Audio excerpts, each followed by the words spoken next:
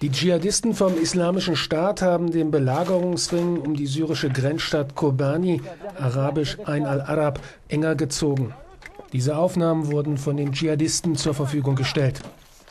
Die der PKK nahestehenden kurdischen Volksschutzeinheiten bereiten sich auf Straßenkämpfe vor. Die USA und ihre Verbündeten bombardierten erneut IS-Ziele südlich und östlich von Kobani.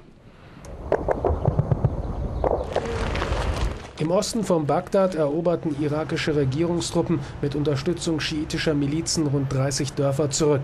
Mitte Juni hatten die Dschihadisten innerhalb weniger Tage die Provinz Diyala überrannt.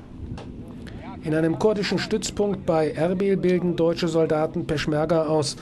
Deutschland will darüber hinaus 10.000 der insgesamt 100.000 kurdischen Kämpfer mit Gewehren, Panzerfäusten und Fahrzeugen ausrüsten.